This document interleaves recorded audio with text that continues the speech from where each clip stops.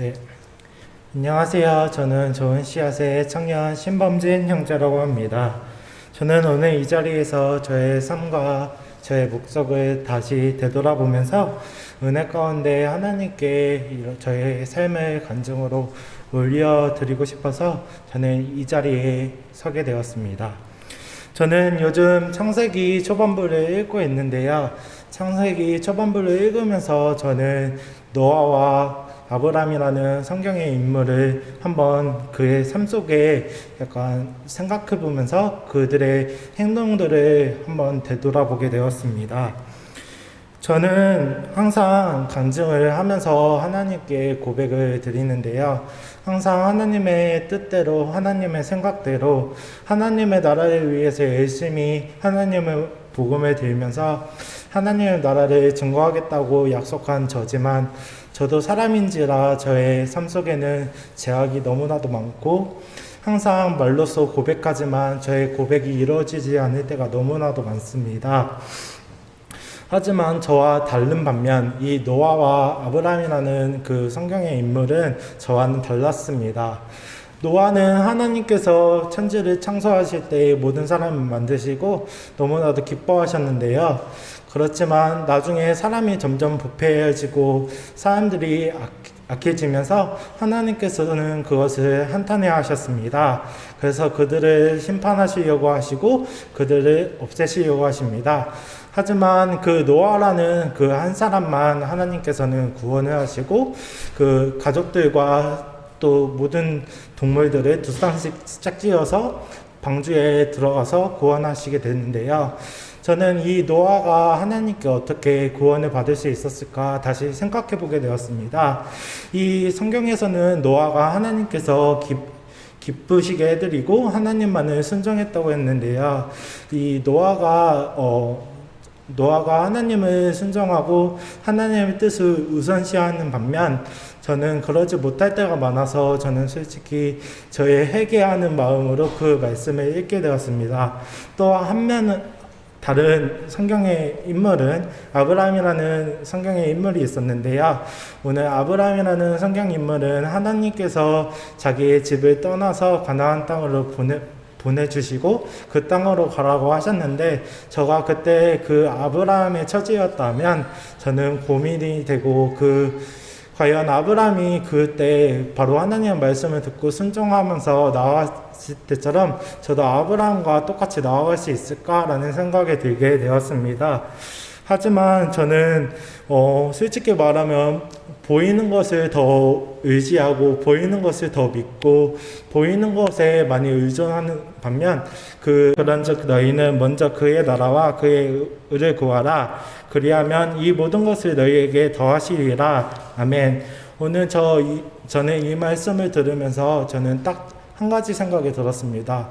하나님께서는 그 나라의 의와 그의 의를 구하라고 하시는 반면에 저는 과연 그 하나님의 뜻을 따라서 살고는 있는가, 항상 다짐만 하지는 않는가라는 그런 되돌아봄이 있었습니다. 저는 그러자 저에 대한 분노와 화남이 있었고 저는 그때 하나님께 다시 나아가 마음을 재정비하고 하나님께 기도하는 마음으로 다시 기도를 드렸습니다. 그러자 하나님께서는 저에게 이러한 말씀을 해주셨습니다. 예수님께서 십자가에 처형 당하시기 전에 잔치를 벌이셨는데요. 제자들과 함께. 제자들에게 오늘 밤 모든 제자들이 자기를 버리실 거라고 선언하시면서 그때 제자들 한 사람이 예수님께 이런 말씀을 하시게 됩니다. 예수님께 저는 모든 제자들이 예수님을 버리더라도 예수님을 버리지 않고 끝까지 예수님을 순종하겠다고 하던 베드로의 고백이 있었습니다. 하지만 그 베드로의 고백처럼 이루어지지 않고 베드로는 결국 예수님의 말처럼 3번이나 예수님을 부인하고 물른다고 그렇게 행하게 됩니다. 저는 그러한 베드로의 태도를 보면서 저의 삶을 보여줄 수 있었습니다. 저는 항상 하나님을 알고 싶고 하나님을 좋아하고 하나님을 사랑하지만 항상 사랑하는 반면에 저의 행동은 세상의 것들을 더 의존하고 세상의 것들을 더 사랑하면서 저는 하나님을 말로만 사랑하는 것이 아닌가라는 그런 갈등이 있었습니다. 그래서 저는 이렇게 기도하였습니다. 하나님, 저는 이렇게 죄인인데 하나님의 사랑에 어찌하여야 보답할 수 있습니까? 하나님, 저는 하나님 안에서 살아가고 싶고 하나님 안에서 말씀을 전하고 싶은데 어떻게 해야 될까요? 하나님께서 알려주세요 라고 기도했습니다. 저는 그러면서 이 창세기를 계속 묵상하면서 계속 기도하고 하나님께 나아가는 그런 시간들을 걷고 약간 그런 묵상의 그런 시간을 가졌는데요. 그때 한 통의 문자가 오게 됩니다. 제가 오늘 간증을 하게 된 이유인데요. 저 중학교 때 같이 삶을 같이 걸어오고 같이 함께 하던 친구가 있었는데 그 친구가 중학교 때 저와 같이 다니던 교회 다니던 친구였습니다. 하지만 그 친구는 교회에 시련이 들어서 교회를 떠나게 되었고 저는 꾸준히 그 아이를 위해서 기도를 하였고 그 친구를 구원하기 위해서 매일매일 주일마다 그 아이들에게 성경을 보여주고 성경을 증거했습니다. 그러자 그 친구가 이런 말을 했습니다. 범진아, 너는 다른 건 몰라도 진짜 주일만은 하나님 안에서 잘 지키는 것 같다고, 하나님 안에서 말씀을 순종하려고 하는 너의 태도가 부럽다고, 나도 다시 하나님을 믿고 싶은데 너가 나 좀 도와줄 수 있겠냐고 그러한 문자를 받게 되었습니다. 솔직히 저는 그 문자를 받자마자 좋아하는 마음도 들었지만 너무나도 창피했습니다. 왜냐하면 저는 비록 너무나도 작고 죄인이고 저도 일요일 때만 되면 하나님께 나아가고 기도하고 말씀을 붙였지만 꾸준히 하나님께 나아가는 시간을 갖지 못하고 말씀을 읽지 못하고 하나님 안에서 하나님 말씀을 순종하지 못하기 때문에 저는 너무나도 부끄럽습니다. 그래서 하나님께서는 저의 마음을 회개하고 그 아이를 도우라는 그런 하나님의 뜻이 있는 것 같아가지고 저는 그 친구를 만나서 하나님에 대한 얘기도 하고 많은 이야기를 하게 되었습니다. 하나님께서는 저를 이렇게 제가 생각하기엔 진짜 볼 것도 없고 너무 죄인인지라 저가 과연 하나님께 쓰임받을 수 있을까라는 생각이 들 때도 너무나도 많습니다. 하지만 하나님께서는 저를 너무나도 사랑하시고 하나님께서는 저를 이렇게 이 자리에 세워주시고 이렇게 많은 분들 앞에서 저의 간증을 나눌 수 있게 해주시고 많은 친구들에게 복음을 증거할 수 있게 허락해 주시고 도와주셨습니다. 저는 오늘 마지막으로 이 말씀을 전하고 간증을 마치려고 합니다. 잠언 19장 21절 말씀인데요. 사람의 마음에는 많은 계획이 있어도 오직 여호와의 뜻만이 완전히 서리라 라는 말씀이 있는데요. 저의 마음에도 이 말씀과 같이 똑같은 많은 계획과 준비함과 여러 가지 생활이 있는데요. 저는 생각해 보았어요. 이 말씀을 읽으면서 어떠한 생각을 해보았냐면, 과연 내가 지금 계획하는 것들이 하나님이 기뻐하시는지, 과연 이게 하나님 뜻이 맞는지라는 그런 생각이 들었고, 되돌아보자마자 저의 뜻과 제가 하고 싶은 것과 저의 뜻이 먼저 앞서서 항상 계획을 짰던 것 같아서 하나님께 회개함으로 이렇게 나가는 시간이 되었습니다. 그리고 마지막으로 하고 싶은 말은 저희의 뜻은 이루어질 수 없어도 하나님은 영원하시고 하나님의 임재는 언제든지 끊임없이 이루어지기 때문에 하나님의 뜻은 언젠가는 진짜 다 같이 이렇게 하나님께 나아가는 날이 올 거라고 저는 믿습니다. 감사합니다.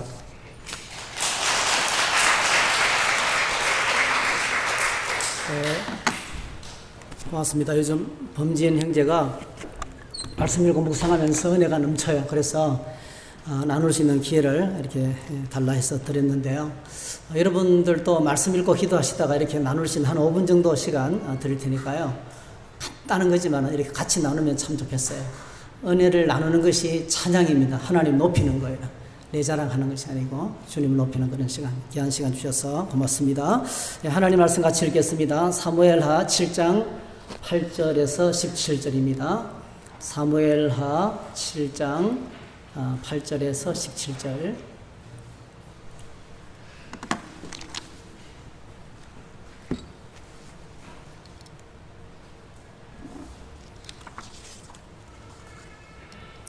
네, 같이 읽습니다. 그러므로 이제 내 종 다윗에게 이와 같이 말하라. 만군의 여호와께서 이와 같이 말씀하시기를 내가 너를 목자한 곳 양을 따르는 데서 데려다가 내 백성 이스라엘의 주권자로 삼고 네가 가는 모든 곳에서 내가 너와 함께 있어 내 모든 원수를 네 앞에서 멸하였은즉 땅에서 위대한 자들의 이름같이 내 이름을 위대하게 만들어 주리라. 내가 또 내 백성 이스라엘을 위하여 한 곳을 정하여 그를 심고 그를 거주하게 하고 다시 옮기지 못하게 하며 악한 종류로 전과 같이 그들을 해하지 못하게 하여 전에 내가 사사에게 명령하여 내 백성 이스라엘을 다스리던 때와 같이 아니하게 하고 너를 모든 원수에게서 벗어나 편히 쉬게 하리라. 여호와가 또 내게 이르노니 여호와가 너를 위하여 집을 짓고 내 수완이 차서 내 조상들과 함께 누울 때에 내가 네 몸에서 날 내 씨를 내 뒤에 세워 그의 나라를 견고하게 하리라.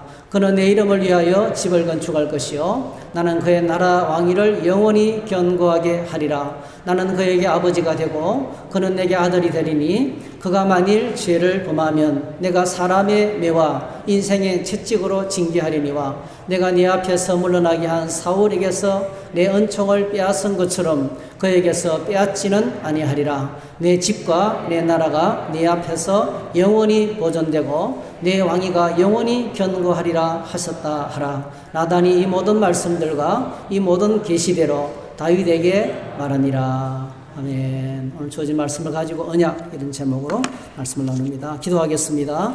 하나님, 우리 범진 형제가 말씀을 읽고 경험한 은혜를 나누게 하시니 감사합니다. 우리 범진 형제의 삶 속에 주님이 늘 함께 하셔서 늘 기쁨을 주시고 평안을 주시고 제 삶을 인도해 주시고 하나님 안에서 평탄하고 형통한 길을 걸어가며 주께 영광 돌릴 수 있도록 축복해 주시기 원합니다. 이제 주의 말씀을 함께 나누며 주의 보좌 앞에 나아가기를 원합니다. 우리에게 눈을 열어주시고 귀를 열어주시고 마음을 활짝 열어주셔서 하나님을 말씀으로 만나는 복된 시간 되도록 축복해 주시옵소서. 예수님의 이름으로 기도하옵나이다. 아멘.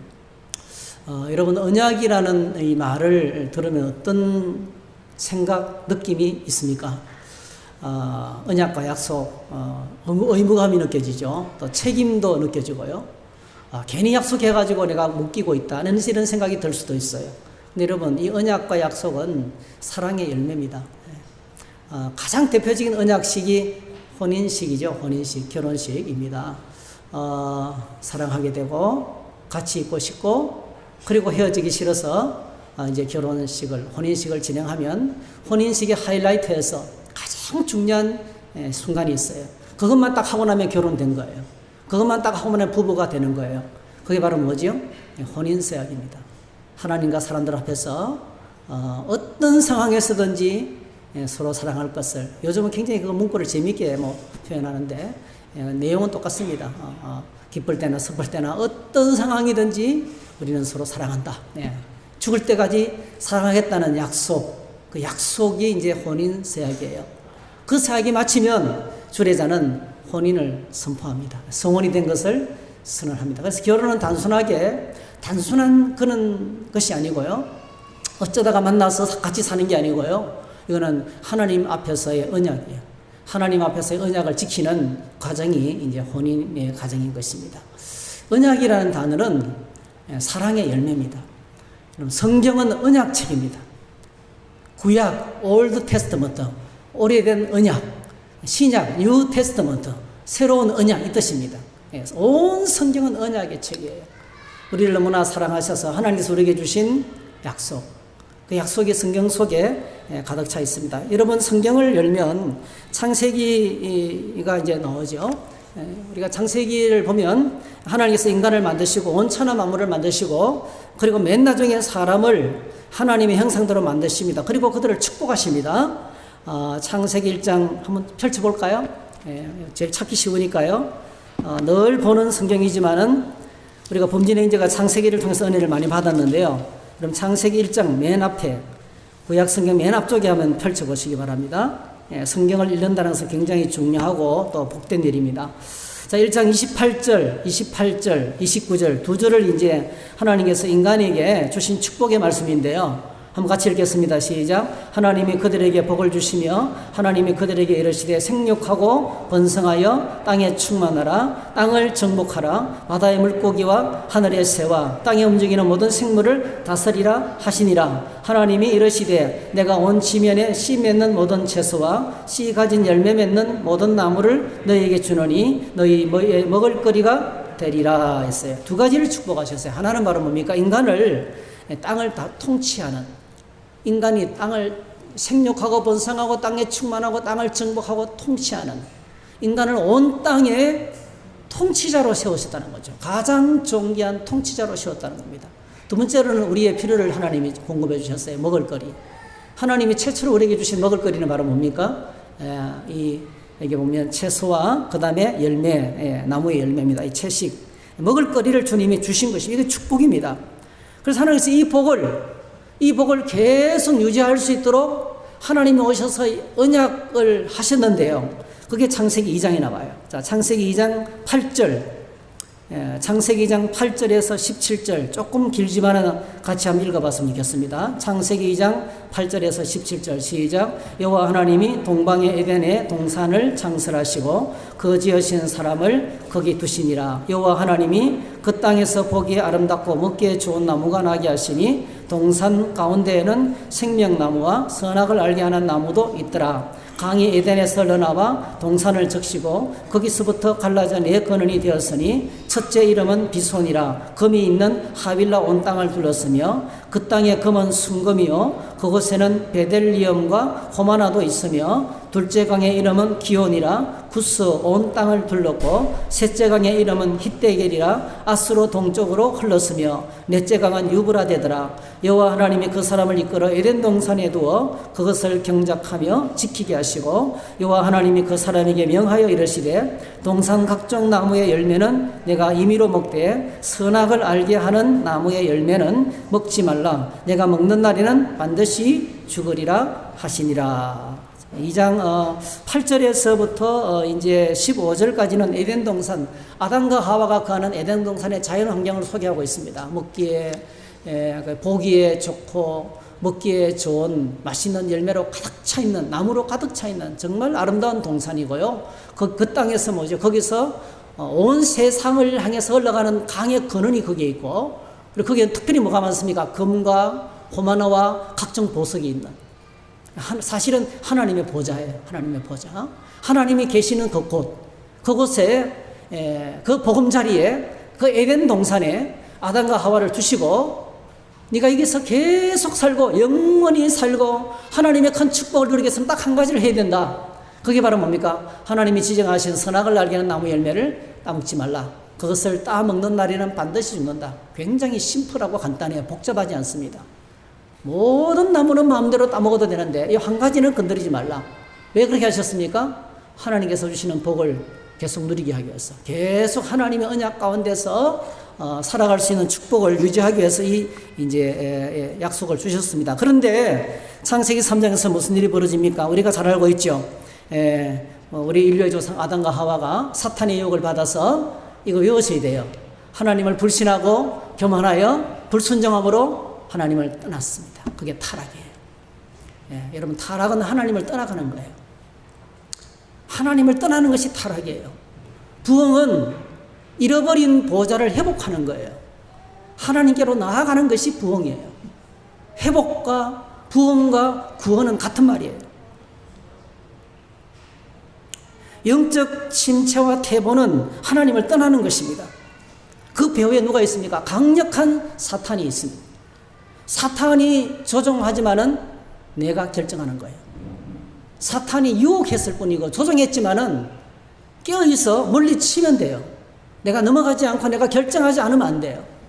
그래서 오늘 저와 여러분들이 이 최초의 타락 장면을 보면 결국 그들이 하나님을 떠나서 하나님을 불신하고 하나님을 떠나게 되는데 그 결과 인간은 타락하게 되고 그 심각한 고통이 찾아오게 됩니다. 범죄에서 아담과 하와가 범죄하고 난 다음에 스스로 부끄러운 모습을 발견하고 나뭇잎으로 이제 옷을 비로소 만들어 입습니다. 그리고 하나님이 오시는 소리가 나니까 동산나무 숲풀에 자기 몸을 숨깁니다. 그때 하나님께서 아담과 하와를 찾아오셨어요. 3장을 보시면 3장 8절 9절 하나님께서 아담을 찾아오셨어요. 아담아 내가 어디 있느냐 어디 있느냐.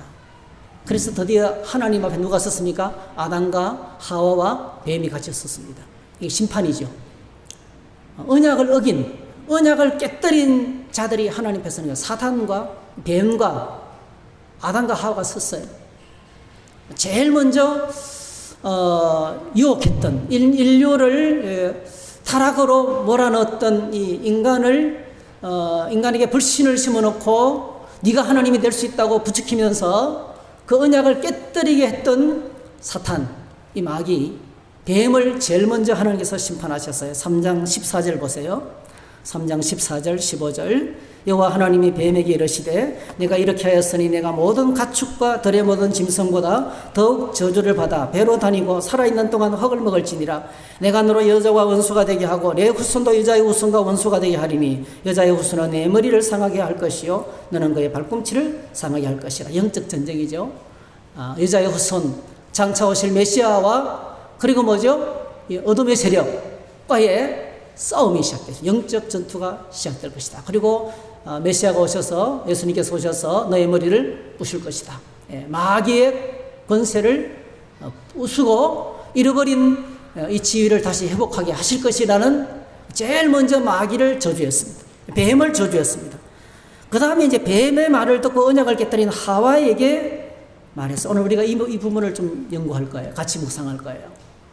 창세기 3장 16절에 보니까 또 여자에게 이르시되 내가 네게 임신하는 고통을 크게 다하리니 내가 수고하고 자식을 낳을 것이며 너는 남편을 원하고 남편은 너를 다스릴 것이니라. 여자에게 가정의 고통, 가정 안에서 벌어지는 고통, 임신과 육아의 고통과 그리고 뭐죠? 남편과의 갈등에서 생기는 고통을 고통을 당하며 살아갈 것을 이야기했습니다. 이제 범죄한 인간은 이기주의자가 되고 남을 생각하지 않게 되죠. 그래서 결국은 이런 고통, 인간관계에 큰 고통이 있게 될 것을 이야기했습니다. 그리고 마지막으로 가정의 책임자인 아담에게 하나님께서 말씀하셔요. 창세기 3장 17절 아담에게 이르시되 내가 네 아내의 말을 듣고 내가 네게 먹지 말라 나무의 열매를 먹었은즉 땅은으로 말미암아 저주를 받고 너는 평생에 수고하여 그 소산을 먹으리라. 사실 노동은 굉장히 큰 즐거움인데요. 인생살이가 힘들게 될 것이다. 내가 앞으로 정말 힘든 인생살이를 살아가게 될 것이다. 노동에 큰 고통이 찾아오게 될 것이다. 노동만큼 즐거운 게 없거든. 일하면 얼마나 기쁜지 몰라요. 근데 그 기쁜 일 속에 뭐죠? 고통이 있게 될 것이다. 왜? 인간의 욕심 때문에 죄로 말미암아서 환경은 황폐하게 되고 끝없이 환경을 파괴하고 돈을 만들어냅니다. 환경은 파괴되고 그로 말미암아서 생기는 수많은 고통이 지구 안에 가득하게 될 것이다. 이렇게 고통 가득한 세상을 말씀하셨어요. 하나님과의 사랑의 약속이 깨어짐으로 인해서 찾아오는 인류의 고통, 그 중에서 하나님께서 여자에게 하신 말씀, 이는 공동체 안에서 생기는 고통입니다. 여자에게 하신 말씀, 이 세상과 가정과 교회와 우리가 살아가는 사회 가운데 일어나는 매우 안타까운 일 하나를 말씀해요. 3장 16절을 자세히 보시게 되면 이렇게 되어 있어요. 또 여자에게 이르시되 내가 네게 임신하는 고통을 크게 더하니 내가 수고하고 자식을 낳을 것이며 너는 남편을 원하고 남편은 너를 다스릴 것이니라. 이게 개정개혁판의 이제 번역이에요. 근데 표준세 번역은 확실하게 다릅니다. 창세기 3장 16절 내가 남편을 지배하려고 해도 남편이 너를 다스릴 것이라 이렇게 했어요. 그러니까 힘이 약하기 때문에 남편을 조종하려고 하는, 남편을 뭔가 조정해서 뭔가를 얻어내려고 하는 일을 하는데 그게 잘 안 된다는 거예요. 메시지 성경은 이렇게 말했습니다. You will want to please your husband. 당신의 남편을 기쁘게 하려고 노력하지만은 그러나 but he will lord it over you. 남편은 너를 다스릴 것이다. 남편이 너를 지배하게 될 것이다. 이렇게 말했습니다. 대인간의 가정, 그러니까 여러분 이 당시에는 아담과 하와가 둘이 사회죠. 사회 속에 벌어지는 권력 다툼, 서로 지배하려고 하는 치밀한 치열한 전쟁을 예고하고 있어요. 그리고 NIV에서는 요 디자이어, 욕망이랬어요. 욕망. 인간의 욕망이 뭐죠? 서로를 지배하려는 고통으로 치닫게 될 것이다. 이렇게 이 디자이어라는 단어를 썼어요. 굉장히 강한 욕망이죠. 여러분, 하나님을 떠난 사람에게 찾아온 고통 가운데서 공동체 안에서 일어나는 매우 중요한 것이 바로 뭐냐면, 그는 사랑의 관계가 깨어지면 지배하고 조종하고 압력을 행사하는 것이에요. 이것이 오늘 우리가 사는 이 세상 공동체 안에서 벌어지는 근본적인 고통의 뿌리입니다. 고통의 뿌리가 바로 이거예요. 오늘 저희들이 바라보고 있는 이 세상 정치판을 보십시오. 이 정치판에서 벌어지고 있는 싸움을 보면 권력을 가진 상대방을 자기가 가진 권력으로 조종하고 지배하려는 갈등으로 벌어지는 싸움이 진흙탕 싸움이에요. 법이 없어요, 법이. 법이 이미 실종돼 버리고 말았어요. 법대로 하면 되는데 안 해요. 법을 잘하는 사람이, 제가 수요일 때 말씀드렸잖아요. 법을 잘하는 사람들이 법을 이용해서 상대방을 괴롭혀요. 법을 통해서 상대방을 지배하고 다스리고 폭력을 행사하고 있어요.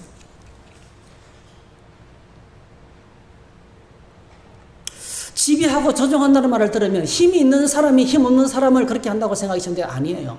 정반대인 경우도 많아요. 힘이 하나도 없는데 상대방을 조종할 수 있어요. 어린아이가 하나 있어요. 아버지가, 아들이 조그만 어린아이가 이렇게 했어요. 아버지 1,000원만 주세요. 그러니까, 왜? 하니까 저기 불쌍한 사람이 소리 지르고 있어요.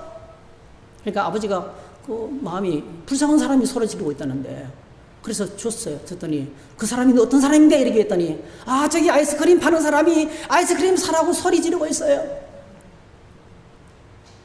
힘이 없지만은요, 아버지의 동정심을 자극해서 아버지를 움직인 거예요, 이미.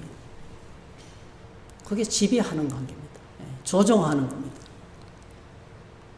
인간은 그 정도가 아닙니다, 여러분. 인간은 신까지 조종합니다. 신까지 조종해서 내 원하는 욕망, 디자이어를 얻으려고 합니다. 가장 대표적인 것이 뭡니까? 주문이에요, 주문. 주문을 왜 외웁니까? 주문을. 주문을 외잖아요. 예. 여러분, 그 알라딘의 램프라든지 다른 보세요, 다. 예. 왜 주문을 외웁니까? 신을 조종하는 거예요. 신까지 내가 조종해서 내 원하는 것을 이루어내겠다는 거예요. 인간의 디자이가 이렇게 무섭습니다. 그게 기복주의예요. 기복주의가 무서운 이유가 바로 그거예요. 하나님까지 조종하려 드는 거예요.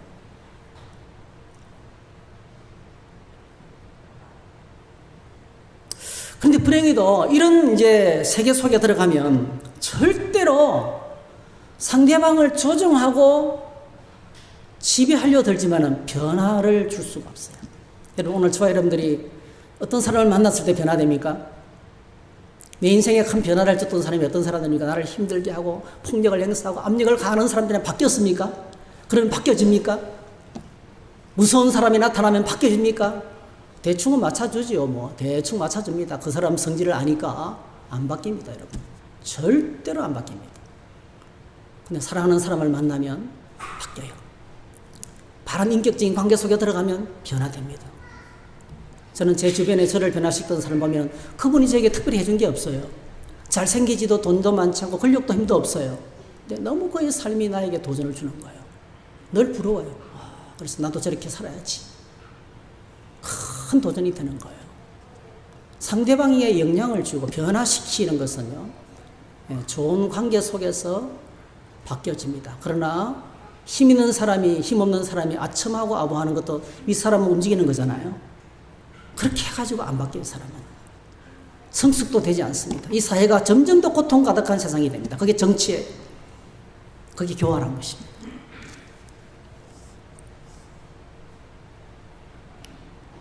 그러나 사랑의 관계 속에 들어가면, 인격적인 바른 관계 속으로 들어가면 전부를 다 주고 싶은 거예요. 오늘 우리가 본문에서 그걸 확인하는 거예요. 하나님과의 바른 관계 속에 들어가면 전부를 다 주고 싶은 거예요. 자식이 부모를 기쁘게 하면 그냥 부모는 자기 전부를 다 주는 거예요. 그게 뭡니까? 진정한 성숙과 변화가 찾아오는 거예요. 끝없이 상대방을 못 살게 굴면 바뀔 것 같죠? 안 바뀝니다, 여러분. 절대로 안 바뀝니다. 감동을 시켜야 돼요. 그렇죠? 감동을 시켜야 됩니다. 이것이 이 땅에 예수께서 찾아오신 목적입니다. 여러분, 공동체 안에 가정과 이 세상 가운데서 늘 있는 조종하고 지배하려는 욕망으로 인해서 이 세상에 고통이 가득했지만 주님이 오셔서 십자가에서 피 흘려 죽으셨어요. 예수님이 땅에 오셔서 딱 한 가지 안 한 게 있어요. 절대로 누굴 시켜서 사람을 움직이려 한 적이 한 번도 없습니다. 사람을 지배하고 조정하고 압력을 가한 적이 한 번도 없습니다. 주님은 모든 죄를 짊어지시고 십자가에서 스스로 죽으셨어요. 부활하시고 성천하시고 성령을 보내시고, 그리고 이 땅에 뭐가 찾아왔습니까? 엄청난 변화가 찾아왔습니다. 오늘 우리 범진 형제의 변화를 하나님께서 지금 하고 계신 거예요. 그래서 하나님과의 바른 관계를 회복해 주시고, 사람들 사이의 평화, 사람들 사이의 바른 관계를 회복해 주시고, 주인이 노예를 형제로 받아들이고, 할렐루야, 땅에 떨어졌던 여성의 인권이 하나님 안에서 회복되어지고, 세상 사회의 구조가 바뀌고 시스템이 달라지는 거예요. 복음이 들어가서, 예수님의 십자가의 복음이 들어가면 인생이 달라지고 삶이 달라지고 사회가 달라지는 것입니다. 심지어는 나를 둘러싼 환경도 바뀌고요, 내 자신과의 관계도 회복되는 거예요. 그렇게 내가 나를 볼 때 못마땅했는데 어느 날 하나님 안에 있는 정말 멋있는 나를 발견하게 되는 것입니다. 이게 예수님께서 오신 목적이에요. 오늘 우리가 읽은 다윗을 향한 하나님의 언약의 마지막 목적지가 바로 이것입니다.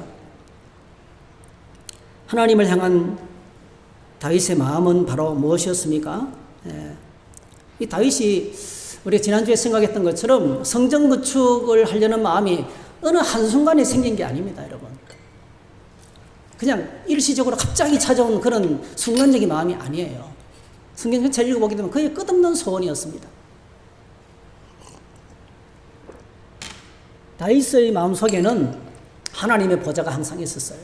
다윗은 어떤 상황이든지 항상 하나님의 보좌가 그의 마음 중심에 있었습니다. 하나님 중심이었어요. 교회 중심이었어요. 예배당 중심, 예배 중심이었어요. 오직 하나님 중심이었어요. 사울 왕에게 쫓기면서 또 휘장 가운데 계신 하나님의 보좌가 늘 그 마음 깊은 곳에 자리를 차지하고 있었어요. 여러 성경 구절이 있지만 한 구절만 인용하면 이렇습니다. 시편 63편 1절 2절에 보니까 다윗이 유다 광야에 있는 사울 왕에게 쫓길 때예요. 하나님이여, 주는 나의 하나님이시라. 내가 간절히 주를 찾되 물이 없어 마르고 황폐한 땅에서 내 영혼이 주를 갈망하며 내 육체가 주를 앙만하이다. 내가 몸은 지금 광야에 있지만 나는 이미 지금 하나님의 보좌 안에, 성소 안에 있습니다. 내가 주의 권능과 영광을 보게 하여 이와 같이 성소에서 주를 바라보나이다 했어. 자기 몸이 성소에 가 있는 것이 아니고요, 자기 마음 가운데 하나님의 성소가 있다는 표현이에요. 그렇게 다윗은 하나님의 성소를 사모했습니다. 그래서 나단 선지자 앞에서 성전 건축의 생각을 틀어놓은 것은 하나님을 향한 그의 사랑의 표현이었던 겁니다. 늘 하나님부터 먼저 생각하고 하나님이 그렇게 고마울 수가 없었던 거예요. 그래서 하나님께서 다윗의 마음, 하나님을 향한 다윗의 마음을 확인하시고, 그리고 선지자 나단을 통해서 응답하십니다. 그것이 오늘 말씀이에요. 그 말씀입니다. 다윗을 향한 하나님의 언약이죠. 다윗을 향한 하나님의 축복입니다. 우리가 한 가지 주제를 향할 수 있어요. 읽어볼 수 있어요. 이 내용을 읽어보면요, 한 가지 메시지를 들을 수 있어요. 하나님께서 나를 위해서 일하신다는 거예요. 하나님께서 나를 위해서 일하신다. 한번 따라해 볼까요? 하나님께서 나를 위해서 일하신다. 일하신다는 말을 다른 말로 바꾸면 역사하신다는 거겠죠. 오늘 초아이들이 이 말씀의 진리를 우리 가슴 깊숙이 좀 새겼으면 좋겠어요. 하나님을 사랑하고 하나님의 은혜 속에 들어가면 우리가 깨닫는 큰 감동이 있어요. 그건요, 내가 하나님을 위해서 일하는 것이 아니라 하나님이 나를 위해서 일하시는구나를 깨닫는 겁니다. 우리는 내가 하나님을 위해서 얼마나 많은 수고를 하고 얼마나 많은 애를 썼는지를 늘 생각해요. 여러분, 하나님을 사랑하는 다윗, 사실 그는요, 성전 건축을 평생을 통해서 합니다. 어느 한순간에 한 게 아니에요. 평생을 성전 건축 준비하는 거예요. 자기 평생을 전쟁터에 나가서 은금을 찾으면, 은금을 얻으면 전부 다 성전 창고에 보관하는 거예요. 레바논의 백향목을 준비하는 거예요. 성전에 지을 돌을 준비하는 거예요. 평생을 하나님 위해서 얼마나 많은 것을 드리려고 몸부림을 쳤는지 몰라요. 그런데 여러분, 오늘 본문에서 하나님께서 다윗에게 들려주시는 메시지가 바로 그겁니다. 네가 나를 위해서 한 것이 아니고 내가 너를 위해서 일한다. 내가 너를 위해서 일한다. 그 메시지를 계속 반복하는 거예요. 오늘 7절, 8절을 한번 보시면 7장 8절 9절에 보니까 뒷부분에도 마찬가지면 대표적으로 이것만 한번 읽겠습니다. 같이 읽어보십시다. 시작. 그러므로 이제 내 종 다윗에게 이와 같이 말하라. 만군의 여호와께서 이와 같이 말씀하시기를 내가 너를 목장 곧 양을 따르는 데에서 데려다가 내 백성 이스라엘의 주권자로 삼고 네가 가는 모든 곳에서 내가 너와 함께 있어 내 모든 원수를 내 앞에서 멸하였은즉 땅에서 위대한 자들의 이름같이 내 이름을 위대하게 만들어 주리라. 그 뒷부분에도 계속 반복해서 나오는 것이 하나님 당신을 가르치는 인칭대명사인 내가라는 단어가 반복돼요. 계속 내가. 인간적으로 생각하면 다윗이 하나님에서 충성했죠. 자기 몸을 던져서 골리앗을 물리치고 그 환난과 핍박을 당하면서도 끝없이 하나님을 섬기고 인생의 모든 목적이 오직 하나님밖에 없었어요. 오죽했으면 하나님께서 그를 내 마음에 합한 사람이라고 했을까요? 얼마나 충성했으면. 근데 오늘 하나님께서 하시는 말씀은 충격적이었어요. 네가 나를 위해서 하는 것이 아니고 내가 너를 위해서 일한다는 거예요. 사실 다윗의 인생 사전에는요, 그가 왕이 될 것이라는 계획이 없었습니다. 어느 날 들에서 양을 치고 있는데 선지자 사무엘이 자기 집에 신방을 왔어요. 형님들은 다 불려가고 혼자 들에 남아서 양을 치고 있는데 갑자기 선지자가 막내를 데려가라고 호출했어요. 선지자가 신방을 왔는데도 다윗은 초청도 못 받고 그냥 들에 내버려진 인간이었습니다. 가족들 중에서도 별로 아들 취급을 못 받는 제일 보잘것없는 조그만 어린아이였습니다. 근데 선지자가 그를 찾아오더니 그냥 다짜고짜로 보는 순간에 그에게 머리를 부어서 머리에 기름을 부어서 왕을 세워버리네요. 아직도 사울 왕이 왕으로 통치하고 있는데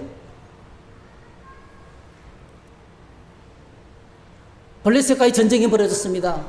아버지가 형님들 안무를 좀 알아보고 와라 하면서 도시락을 사서 보냈습니다.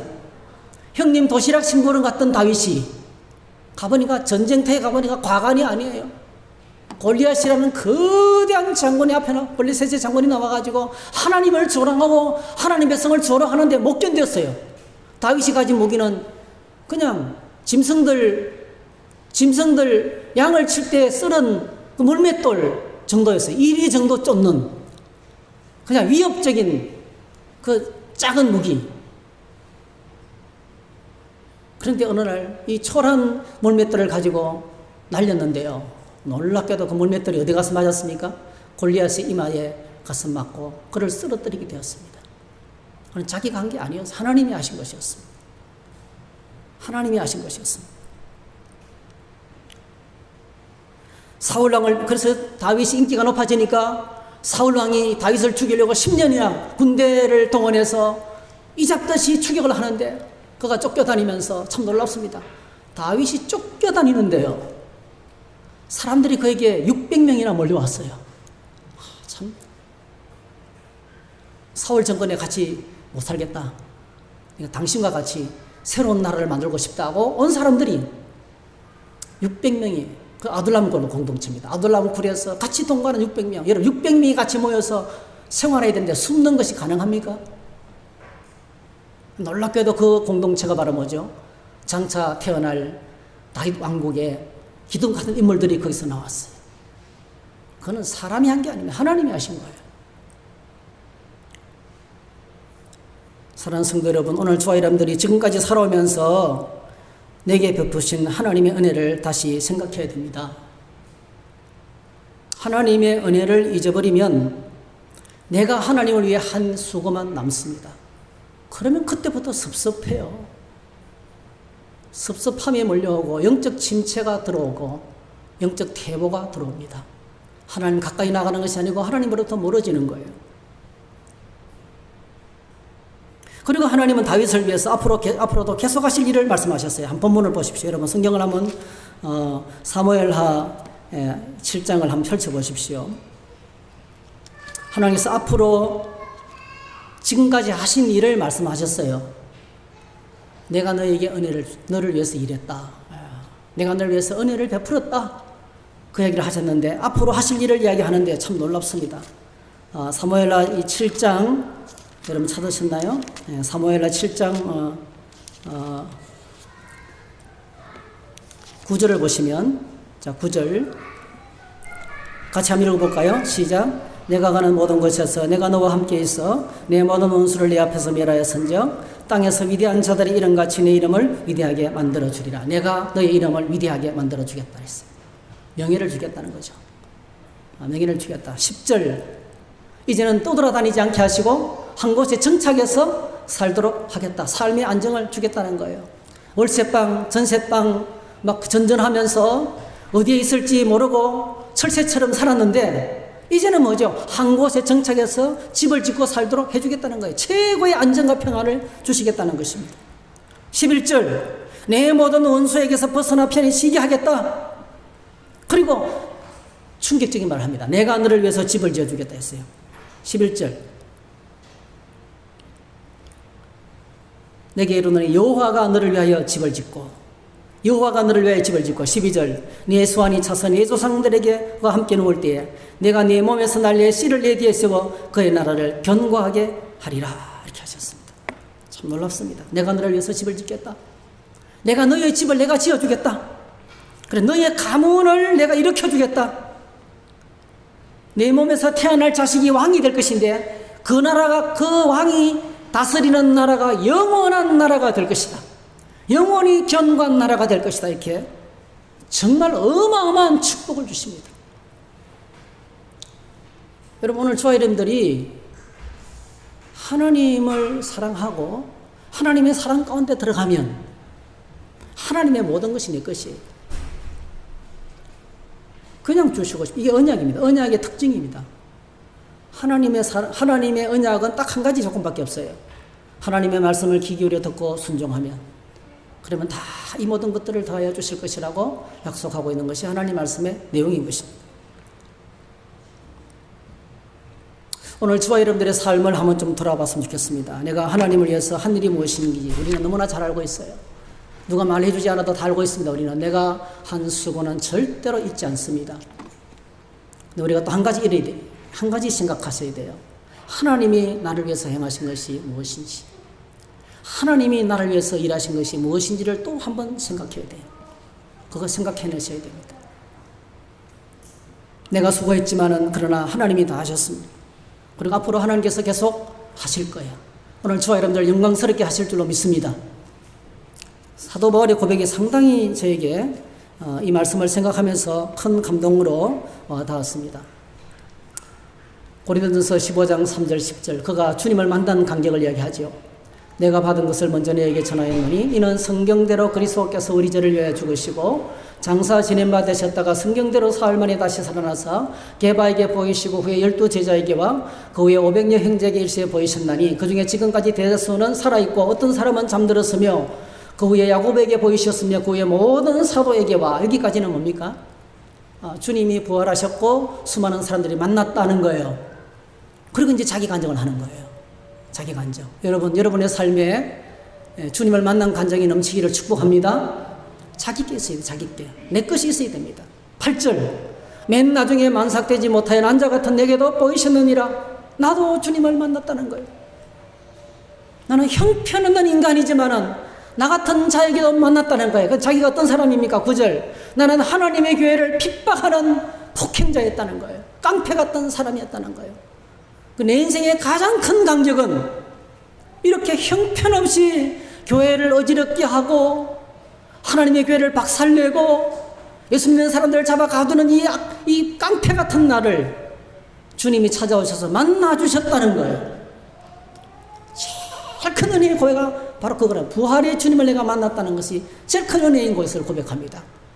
그리고 이어지는 간증이 10절이죠. 10절 한번 같이 읽습니다. 시작. 그러나 내가 나 된 것은 하나님의 은혜로 된 것이니 내게 주신 그의 은혜가 헛되지 아니하여 내가 모든 사도보다 더 많이 수고하였으나 내가 한 것이 아니요 오직 나와 함께 하신 하나님의 은혜로라. 내가 하나님을 위해서 한 수고 잊어버리라는 뜻이 아닙니다, 여러분. 사도 바울이 뭐라고 말하면 내가 모든 사도보다 하나님을 위해서 더 많이 수고했다는 거예요. 나만큼 더 수고한 사람이 있으면 나보라 그래 이 뜻입니다. 엄청난 수고를 했다는 거예요. 자기 삶 전부를 들였어요. 결혼도 하지 않고. 그런데 하나님의 은혜 가운데 있는 사람이 이렇게 말하는 거예요. 그러나 내가 한 것이 아니고 오직 나와 함께 하신 하나님의 은혜입니다. 하나님의 은혜입니다. 한번 고백할까요? 하나님의 은혜입니다. 한 번 더 합시다. 하나님의 은혜입니다. 오늘 저와 여러분들 고백이 이런 하나님 앞에서 진심된 고백이 되시기를 축복합니다. 하나님의 은혜입니다. 사도 바울이 복음을 위해서 참 고생을 많이 했더라고요. 고린도서 1장 8절 9절에 보니까 이 8절에 보면 아시아에서 당한 환난을 고백하면서 힘에 겹도록 심한 고난을 당하여 살 소문까지 끊어지고 우리는 우리 자신으로 사형 선고를 받은 줄 알았다. 이제 죽는다라고까지 갔어요. 정말 이런 고통을 당했습니다. 이제 죽는구나 이렇게 고백했습니다. 사도 바울이 이제 세상을 떠나기 직전에 남겼던 유언 같은 말씀이 디모데후서 4장에 나옵니다. 전제와 같이 내가 벌써 부어지고 나의 떠날 시각이 가까이 죽음을 지금 내다보는 거예요. 나는 선한 싸움을 싸우고 나의 달려갈 길을 마치고 믿음을 지켰으니 이제 그러는 나를 위하여 의의 멸류관이 예비되었으므로 주곧 의로우신 재판장이 그날에 내게 주실 것이며 내게만 아니라 주의 나타나심을 사모하는 모든 자기다. 마지막 고백을 하는 거예요. 그러면서 마지막 송령 디모데후서 4장 17절 주께서 내게 곁에 계셔서 나에게 힘을 주시면 나로 말미암아 선포된 말씀이 온전히 전파되어 모든 이방인이 듣게 하려 하심이니 내가 사자의 입에서 건짐을 받았느니라. 주께서 나를 모든 악한 일에서 건져내시고 또 그의 천국에 들어가도록 구원하시리니 그에게 영광이 세세 무궁토록 있을지어다. 아멘. 그렇게 말씀하셨습니다. 오늘 저와 여러분들이 하나님을 위해서 고생하고 수고하고 땀 흘린 수고 내가 알고 하나님이 다 알고 있습니다. 그러나 믿음의 눈을 떠서 하나님 보좌 앞에 나아가서 하나님을 바라보면 이 모든 것들이 다 하나님의 은혜인 것입니다. 그렇게 능력 주시고 은혜 주시고 시간 주시고 건강 주시고 하나님이 다 주셔서 결국은 그냥 상투적인 은혜 고백이 아니고요. 그냥 누구나 할 수 있는 그런 고백이 아니고요. 정말 하나님이 내게 이 모든 것을 주셨습니다. 이 은혜를 발견하게 될 때 영적 침체는 끝나고 하나님으로부터 오는 감격이 흘러넘치고 이 은혜 안에 들어가면 오늘 하나님께서 우리의 삶을 책임지십니다. 내가 계속해서 너에게 은혜를 베풀어 주겠다는 거예요. 엄청난 은혜를 약속하셨습니다. 아무리 세상이 위태로워도 내가 너를 견고하게 붙들어 주겠다. 그렇게 말씀하셨습니다. 오늘 저와 여러분들이 어려운 시대에 하나님의 은혜 속에서 매일매일 은혜를 고백하고 섬기며 매일 살아가는 이 다윗의 언약 안에 있는 하나님의 백성이 되기를 주의 이름으로 축복합니다. 한번 따라합시다. 하나님께서 나를 위해서 일하신다. 할렐루야. 기도하십시다. 사랑의 주님 감사합니다. 말씀을 들었습니다. 말씀 붙들고 매일 은혜 가운데 살아갈 수 있도록 저희들을 붙들어 주시옵소서. 예수님의 이름으로 기도하옵나이다. 아멘. 찬송가 310장입니다. 앉으신 채로 하겠습니다.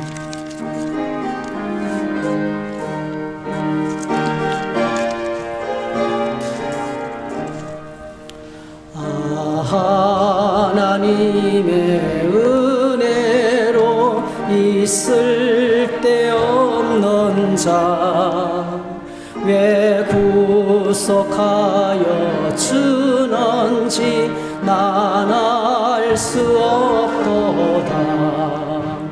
내가 믿고 또 의지함은 내 모든 형편 하시는 주님 널 보호해 주실 것을 나는 확실히 아네. 왜 내게 굳세 주셔서 내 마음이 항상 편한지 난 알 수 없도다. 내가 믿고 또 의지하는 내 모든 형편 아시는 주님, 널 보호해 주실 것을 나는 확실히 아네. 왜 내게 성령 주셔서 내 마음 감동해 주 예수 믿게 하는지 난 알 수 없도다. 내가 믿고 또 의지함은 내 모든 형편 아시는 주님, 널 보호해 주실 것을 나는 확실히 아네. 주 언제 강림하실지 복밤에 홍낮에 또 주님 만날 그곳도 난 알 수 없도다. 내가 믿고 또 의지함은 내 모든 형편 아시는 주님, 널 보호해 주실 것을 나는 확실히 아네. 기도하겠습니다. 네, 오늘 저와 여러분들이 이 말씀을 좀 가지고 하나님께 나가는 시간을 가졌으면 좋겠어요. 한 1, 2분 정도. 통성기도는 못하니까요. 저희들이 조용하게 자신의 기도를 한번 드렸으면 좋겠습니다. 다 같이 한번 기도하십시다. 하나님 고맙습니다. 주님의 보좌 앞에 나갑니다. 하나님의 은혜의 보좌 앞에 나갑니다. 지금까지 주님을 섬겨오면서 이런저런 수고를 하고 주님을 섬겼지만 때때로 나의 마음속에 섭섭함과 또 안타까운 마음과 불평과 원망이 나올 때가 많은 것을 고백합니다. 주님, 저희들을 용서하여 주시기 바랍니다. 부정한 종을 용서하여 주시기 바랍니다. 하나님을 사랑하는 마음 변하지 않게 도와주시고 주님을 사랑하는 마음 변하지 않게 하시고 주님이 세상 끝날까지 나를 위해서 일하시고 내게 은혜 베푸실 것을 확신하면서 하나님의 은혜를 고백하며 주를 섬기는, 주님의 은혜를 고백하며 주님을 섬기는 저희들이 다 되도록 도와주시기 바랍니다. 저희 청주 선도교회를 축복하여 주시고 대한민국을 축복하여 주시고 이 고통받아간 세상을 축복해 주셔서 은혜의 눈이 열리게 도와주시고 하나님의 사랑의 눈이 열리게 도와주시고 하나님을 감격하며 주님을 영화롭게 하는 저희 모두가 다 되도록 도와주시옵소서. 하나님 영광을 받으시며 거룩한 아버지의 뜻이 이루어지도록 축복해 주시옵소서. 말씀하시옵소서. 감사합니다. 예수님의 이름으로 기도하옵나이다. 아멘. 네, 여러분 주보의 광고 잠시 알려드리겠습니다. 주보 맨 뒷면에 교회 소식